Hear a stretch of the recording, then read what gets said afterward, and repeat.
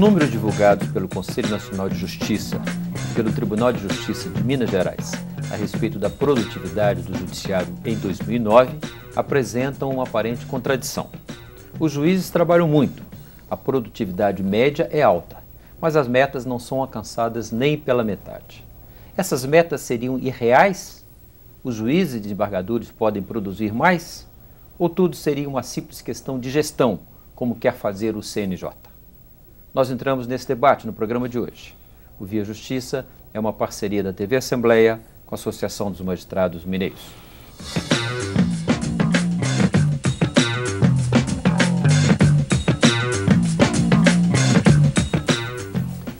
O índice de conclusão de processos dentro da chamada Meta 2, definida no início de 2009 pelo CNJ e pelos tribunais estaduais, chegou a apenas 47% em Minas Gerais, ou seja, menos da metade. Mas, ao mesmo tempo, o Tribunal de Justiça de Minas informa que o índice de julgamento na segunda instância no Estado está em 88%. E ainda, de cada 100 novos processos que dão entrada na primeira instância, 63 foram julgados. Os números parecem contraditórios e as explicações para eles também são variadas. Quais são as perspectivas para 2010 e para os próximos anos? Nós entramos nesse debate no programa de hoje. Nossos convidados são o advogado Wellington Luzia Teixeira, que é diretor do Instituto dos Advogados de Minas Gerais, e o Dr. Bruno Terra Dias, que é presidente da Associação dos Magistrados Mineiros. Dr. Bruno, muito obrigado pela sua presença aqui. O senhor que fazendo a sua estreia como presidente, né? Exato. O senhor já está há quantos dias no cargo de presidente, doutor Bruno? Tem um mês, né? Desde o dia 3. E muda muito a rotina? Muda bastante. Felizmente, o presidente da AMAGES tem a faculdade de se afastar da jurisdição, pois, do contrário, não teria condições de fazer tantas viagens que são necessárias, assumir tantos compromissos. Enfim, embora seja uma faculdade, moralmente é uma obrigação esse afastamento para poder atender a demanda da classe. Perfeito. Doutor Wellington, muito obrigado pela sua presença aqui. O senhor, como advogado, o senhor atua principalmente em que área, doutor? Eu que agradeço o convite. Como advogado, eu tenho um escritório que atua em todas as áreas, mas eu especificamente fico na área do direito civil e do direito comercial. E o senhor também é diretor do Instituto dos Advogados de Minas Gerais? Sim, sou diretor tesoureiro do Instituto dos Advogados de Minas Gerais e respondo também pela coordenação do núcleo lá de Direito Processual Civil. Nós vamos abrir o debate citando alguns dados sobre o judiciário brasileiro para mostrar a sua grandiosidade. Vejam os números. 70 milhões de processos entre casos novos e pendentes tramitaram no judiciário brasileiro em 2009. 25 milhões foram ajuizados somente no ano passado. No mesmo período, os magistrados brasileiros julgaram 23 milhões de processos. Doutor Bruno, esses números são grandiosos, como a gente disse, né? Aqui em Minas, o dado do Tribunal de Justiça é que há atualmente 3 milhões e 300 mil processos, mais ou menos, tramitando. Essa equação não fecha? Tem solução para isso? Isso é uma das principais causas de a gente ter um judiciário que tem uma imagem de que as ações demoram muito a ser concluídas? Bom, os dados do Conselho Nacional de Justiça indicam, para um volume de 23 milhões de sentenças proferidas, um total aproximado de 15 mil juízes, daria mais ou menos 1.500 sentenças por juiz, que já seria muito. Mas Minas Gerais é mais trágico. Por quê? Se temos mais de 3 milhões de processos e temos cargos previstos para a primeira instância, mais ou menos 850, nós temos mais de 3 mil processos, quase 4 mil processos por juiz. Isso é uma distorção, sem dúvida nenhuma, não é? Agora, a correção disso não se faz com uma única medida.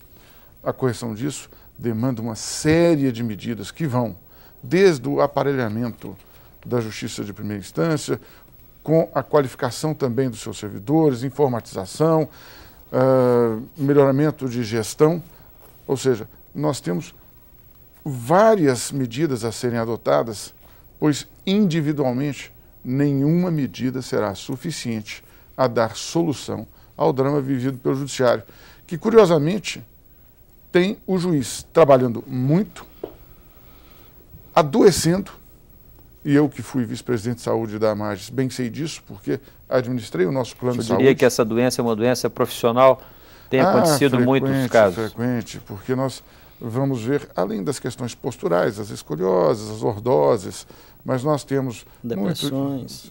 Aí vem a depressão, que já, né? Temos as hipertensões, nós temos as úlceras, temos os casos de câncer em um índice superior à população média, ou seja, nós estamos vendo que os juízes trabalham muito, se submetem a níveis de tensão muito elevados, e nisso somos parceiros, os juízes e os advogados, né, doutor Wellington? Todos nós estamos padecendo com esses males estruturais da justiça, né, que só terão correção, não com uma medida forte, terão correção com várias medidas, inclusive no plano legislativo. Nós vamos detalhar essas medidas ao longo desse programa. Doutor Wellington, qual que é a visão inicial do senhor? Essa grandiosidade dos números torna o poder, vamos dizer, uma maior rapidez na atuação do Poder Judiciário brasileiro uma equação sem solução? Uma equação sem solução, eu não acredito. Eu concordo plenamente com as opiniões do Dr. Bruno quando ele diz que uma medida não irá resolver o problema. Precisa de nós tomarmos, Judiciário, OAB, Ministério Público, tomarmos providências em conjunto para que esta solução seja encontrada.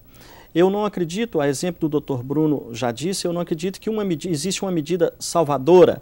O que existe o que é necessário é detectar os problemas existentes e tomar as medidas necessárias para que possamos alcançar uma meta desejável. Eu não acredito também que o Judiciário irá zerar número de processos e solução. Porque o acesso ao Judiciário, de 1988 para cá, com a Constituição chamada Cidadã, ele se tornou muito mais aberto ao povo, ao cidadão, ao jurisdicionado. Então, o acesso ao judiciário, a procura pelo judiciário, ela é muito grande. E o juiz não irá dar conta. Mas o que nós temos que fazer é o seguinte, fazer uma prestação jurisdicional adequada, melhorar essa prestação jurisdicional. E isso existem várias medidas, como que você disse no decorrer desse programa, nós podemos apontá-las. E a exemplo do que o Dr. Bruno disse, é uma série de situações que existem e, para tanto, haverá de ter uma série de soluções. Doutor Bruno, esse crescimento da demanda que o doutor Wellington citou a partir da Constituição de 88, nós tivemos aí alguns instrumentos legislativos, como o Código de Defesa do Consumidor, principalmente, né, que aumentaram muito essa demanda da população. O Poder Judiciário não conseguiu acompanhar essa demanda, não cresceu a infraestrutura suficientemente para isso? Sim, mas eu recuaria um pouquinho mais. Eu diria o seguinte, nós saímos de um regime autoritário. No autoritarismo, as pessoas não reivindicam. Elas não podem fazer até por temor. E nós sabemos que os nossos tribunais estão abarrotados com mais de 70% de processos contra o poder público, seja municipal, estadual ou federal. Aliás, o federal é o campeão de todos. Né? Ora, o que nós enxergamos então? 70%? Mais de 70%. Mais de 70%. Então, o que nós enxergamos? Nós temos o encerramento do período autoritário, o ingresso na democracia, o que por si só já enseja ao cidadão. Destampa o caldeirão. Né? Sem dúvida. O que estava reprimido se abre. Abriu a oportunidade. Né? O cidadão se sente incentivado a postular contra o Estado, que ele não fazia. Depois vem a Constituição, a dita Constituição Cidadã, que restaura a legitimidade constitucional nesse país. E ela, por si só, também restaurando as liberdades e com a promessa de que as liberdades serão respeitadas, incentiva novas demandas.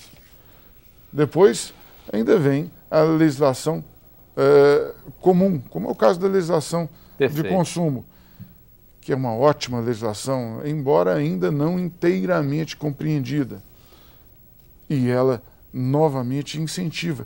É só lembrar, quando nós éramos meninos, íamos à padaria comprar um litro de leite. Se estivesse azedo, ficava em casa. O problema é quem comprou. Faz coalhada. Né? Se for aproveitável para isso. Hoje não. Perfeito. Né? E não se discute. E o gerente da loja, ele nem discute. Ele encaminha para o fabricante, para o distribuidor. Perfeito. Doutor Bruno, nós vamos continuar essa conversa no próximo bloco. Agora nós vamos a um rápido intervalo.